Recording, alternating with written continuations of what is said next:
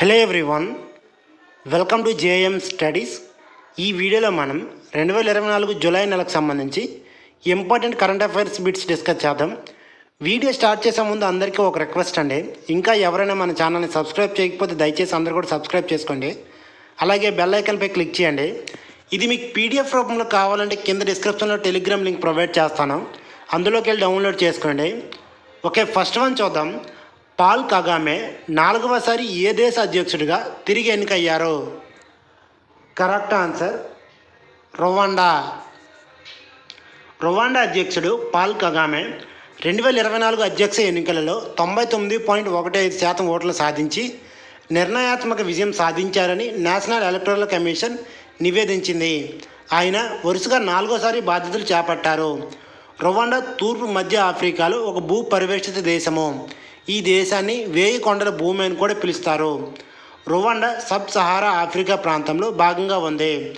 దీని రాజధాని Kigali. Currency Rwanda franc. అధ్యక్షుడు పాల్ కగామ్. ఇటీవల వార్తల్లో చూసిన హరేలా ఫెస్టివల్ ఏ రాష్ట్రంలో జరుపుకుంటారు? Correct answer Uttarakhand. జూలై 16న ఉత్తరాఖండ్ అంతటా జరుపుకునే శక్తివంతమైన హరేలా పండుగతో పాటు సావన్ అధికారిక ప్రారంభాన్ని సూచిస్తుంది. ఈ సాంప్రదాయ పండుగ ఈ ప్రాంతం యొక్క వ్యవసాయము మరియు సంస్కృతికి లోతైన ప్రాముఖ్యతను కలిగి ఉంది. ఇది శ్రేయస్సు మరియు మొత్తం శ్రేయస్సుకు ప్రతీక. హరేలా అనేది ఉత్తరాఖండ్ మరియు హిమాచల్ ప్రదేశ్లోని కొన్ని ప్రాంతాలలో జరుపుకునే ఒక ముఖ్యమైన హిందూ పండుగ. ముఖ్యంగా ఉత్తరాఖండ్లోని కుమావూన్ ప్రాంతంలో ప్రసిద్ధి చెందింది. అపారమైన ఉత్సాహంతో జరుపుకునే హరేలా శాంతి, శ్రేయస్సు మరియు ప్రకృతి యొక్క వేడుకకు ప్రతీక. ఈ సాంప్రదాయ పండుగ లోతైన సాంస్కృతిక మరియు పర్యావరణ ప్రాముఖ్యతను కలిగి ఉంది. దైవిక ఆశీర్వాదాల ద్వారా సమృద్ధిగా పంటలు మరియు శ్రేయస్సు కోసం ప్రార్థనలు మరియు ఆశలను సూచిస్తుంది. నెక్స్ట్ వన్ చూద్దాం. IMF 2024-25 కోసం భారతదేశ జీడిపి అంచనాను ఎంత శాతంకి పెంచింది? Correct answer 7%. IMF తన తాజా వరల్డ్ ఎకనామిక్ అవుట్లుక్లో ప్రస్తుత ఆర్థిక సంవత్సరానికి భారత జీడిపి వృద్ధి అంచనాను మునుపటి అంచనా నుండి 20 బేస్ పాయింట్లు పెంచి 7%కి పెంచింది. ఈ పెరుగుదల మెరుగైన వినియోగ అవకాశాలను ప్రతిబింబిస్తుంది. ముఖ్యంగా గ్రామీణ ప్రాంతాలలో ఇది భారతదేశ ఆర్థిక పథకానికి మద్దతు ఇస్తుంది. అయితే IMF వచ్చే ఆర్థిక సంవత్సరానికి 6.5% మందగామి వృద్ధి రేటును నిలుపుకుంది. నెక్స్ట్ మనం చూద్దాం. 45వ అంతరిక్ష పరిశోధనపై గ్లోబల్ కాన్ఫరెన్స్ ఎక్కడ జరిగింది? కరెక్ట్ ఆన్సర్ దక్షిణ కొరియా. అంతరిక్ష పరిశోధనలో ఒక మైలురాయి అంతరిక్ష పరిశోధన కమిటీ యొక్క 45వ సైంటిఫిక్ అసెంబ్లీ దక్షిణ కొరియాలోని బోసాన్లో ప్రారంభమైంది.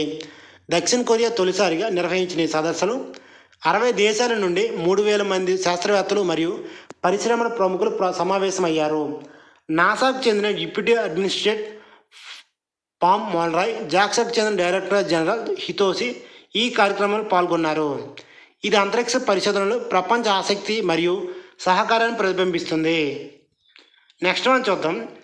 సివిల్ ఏవియేషన్పై 2వ ఆసియా పసిఫిక్ మినిస్టీరియల్ కాన్ఫరెన్స్ను ఏ దేశం నిర్వహించనుంది? కరెక్ట్ ఆన్సర్ భారతదేశం. చైనా మరియు పాకిస్తాన్తో సహా దాదాపు 40 దేశాల ప్రతినిధులతో సెప్టెంబర్ 11 నుండి 12 తేదీలలో పౌర విమానయానంపై 2వ ఆసియా పసిఫిక్ మంత్రుల సమావేశానికి భారతదేశం ఆతిథ్యం ఇవ్వనుంది.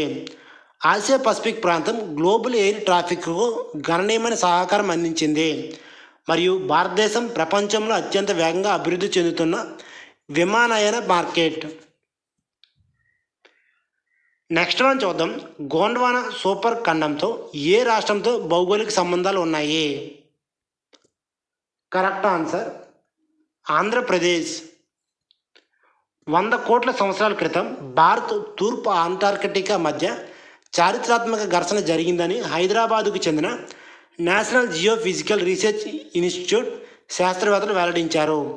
ఆంధ్రప్రదేశ్లోని దర్శి, అద్దంకి ప్రాంతాలలో దాగి ఉన్న రీడ్జ్తో సహా వారి పరిశోధనలు గణనీయమైన భౌగోళిక మార్పులను సూచిస్తున్నాయి. భూకంప డేటా రీప్రాసెసింగ్ ప్రోటోజోయిక్ అవక్షేప పొరలను వెలికితీసింది. ఇది భారతదేశం యొక్క తూర్పు తీర పరిణామంపై కొత్త కాంతిని ప్రసరింపజేసింది. Journal of pure and applied జియోఫిజిక్స్లో ప్రచురితమైన ఈ పరిశోధన అంటార్కిటికాతో ప్రాచీన భారత ఉపఖండం సంబంధాలపై అవగాహన సుసంపన్నం చేస్తుంది. నెక్స్ట్ వన్ చూద్దాం. భారతదేశము యొక్క పొడవైన మరియు అతిపెద్ద పట్టణ సొరంగం ఎక్కడ నిర్మించారు? కరెక్ట్ ఆన్సర్ థానే మరియు Borivali. Mumbai metropolitan region development అథారిటీకి అభివృద్ధి చేసిన థానే బొరివాలి ట్విన్ టన్నెల్ ప్రాజెక్టును 2024 జూలై 13న ప్రధాని నరేంద్ర మోదీ ప్రారంభించారు. 16,600 కోట్ల వ్యయంతో చేపట్టిన ఈ ప్రాజెక్టు వల్ల థానే బొరివాలి మధ్య ప్రయాణ సమయం గంట నుంచి కేవలం 12 నిమిషాలు తగ్గుతుంది. ముంబైలో కనెక్టివిటీ పెంపొందించడానికి ఉద్దేశించిన 29,000 కోట్ల విలువైన విస్తృత మౌలిక సదుపాయాల ప్రాజెక్టులో భాగంగా ఈ చొరవ తీసుకున్నారు. ఈ టన్నెల్ పొడవు 11.8 కిలోమీటర్లు. మార్గము థానే నుండి బొరివాలి వద్ద జాతీయ రహదారి 8. అంచనా వ్యయము 16,600 కోట్లు. ఆపరేషన్ లెన్లు 2 ఆపరేషన్లు, 1 ఎమర్జెన్సీ లెన్. ప్రయాణ సమయం తగ్గింపు 1 గంట కంటే ఎక్కువ ఆదా చేయబడింది. ప్రయాణం 12 నిమిషాలలో పూర్తయింది. కార్బన్ ఉద్గారాల తగ్గింపు సంవత్సరానికి 150,000 మెట్రిక్ టన్నులు. పూర్తి లక్ష్యం మే 2028. నెక్స్ట్ వన్ చూద్దాం. కటరాగామ ఎసల పండుగను ఏ దేశం జరుపుకుంటుంది? Correct answer Sri Lanka. శ్రీలంకలో వార్షిక కటరాగామ ఎసల పండుగను జరుపుకుంటారు. శ్రీలంక ఉత్తర ద్వీపంలోని జాఫ్నా వరకు ఈ దూరం నుంచి కాలినడక 500 కిలోమీటర్ల పైగా ప్రయాణించి మే నెలలో పాదయాత్రను ప్రారంభించిన భక్తులు కటరా గ్రామకు చేరుకున్నారు. అన్ని మతాలకు అత్యంగా జరుపుకునే ఈ పండుగకు భారత్ శ్రీలంక మధ్య గాఢమైన అనుబంధం ఉంది. మహాదేవుని ప్రధాన ఆలయం హిందూ యుద్ధ దేవుడైన స్కందుడికి అంకితం చేయబడింది. 6 తలలు, 12 చేతులు, 20 నామాలు, 2 భార్యలు కలిగిన స్కందుడిని బౌద్ధులు కదరగామ దేవియో అని కూడా ఆరాధిస్తారు. ముస్లింలు ఈ ప్రదేశానికి హజ్రత్ కిజ్రతో సంబంధం ఉందని నమ్ముతారు. జూలై 6న ప్రారంభమైన హెరాలలో జూలై 8న ఫైర్ వాక్ కార్యక్రమం నిర్వహించి జూలై 21న భారీ ఊరేగింపుతో ముగిస్తుంది. నెక్స్ట్ వన్ చూద్దాం. తాజాగా విడుదలైన పేఫా ర్యాంకింగ్స్లో భారత్ 8వ స్థానంలో కొనసాగుతుంది. కరెక్ట్ ఆన్సర్ 124వ స్థానం. పేఫా తాజా విడుదల చేసిన పురుషుల ర్యాంకింగ్స్లో భారత్ 124వ స్థానంలో కొనసాగుతుంది. ఇటీవల నెలలుగా తిరిగమనం ధోరణి ఎదుర్కొంటున్న విజయదాహంతో ఉన్న దేశానికి ఇది చిన్న ఉపశమనం కలిగిస్తుంది. జూన్లో ఫీఫా ర్యాంకింగ్స్లో 3 స్థానాలు దిగజారిన భారత్ పురుషుల జాతీయ ఫుట్బాల్ జట్టుకు ఎదురు దెబ్బలు తగిలాయి. 2026 ప్రపంచ కప్ క్వాలిఫైయర్లో 3వ రౌండ్కు అర్హత సాధించలేకపోవడంతో ఖతార్, ఆఫ్ఘనిస్తాన్ చేతిలో ఓడిపోవడమే ఈ పతనానికి ప్రధాన కారణం. గత ఏడాది టాప్ 100లో చోటు దక్కించుకున్న భారత్ 99వ ర్యాంక్ సాధించింది. అయితే డిసెంబర్ నుండి ఆ జట్టు పతనావస్థానంలో ఉంది. నెక్స్ట్ వన్ చూద్దాం. ఇటీవల ఏ రాష్ట్రంలో చండీపోరా వైరస్ సోకినట్లు నిర్ధారణ అయింది? Correct answer Gujarat. గుజరాత్లోని చండీపోరా వైరస్ సంక్రమణ కారణంగా మొదటి మరణం ఆరావలిలోని మోటా కాంతారియాకు చెందిన 4 ఏళ్ల చిన్నారికి నమోదైంది. పూణేలోని నేషనల్ ఇన్స్టిట్యూట్ ఆఫ్ వైరాలజీ ఈ విషయం ధృవీకరించింది. మొదట్లో ఉత్తర గుజరాత్లో నమోదైన ఈ వైరస్ కొత్త ప్రాంతాలకు వ్యాపించిందని, 2 వారాల్లో 14 మంది మరణించారని, 26 అనుమానిత కేసులు దర్యాప్తులు ఉన్నాయని ఆందోళన వ్యక్తం చేశారు. చండీపోరా వైరస్ రాబ్డోవిరిడే కుటుంబంలో భాగం.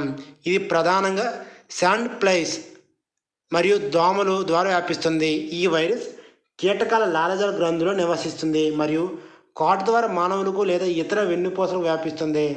ఇది కేంద్ర నాడీ వ్యవస్థ, అంటువ్యాధులు మరియు మెదడువాపుకు దారితీస్తుంది.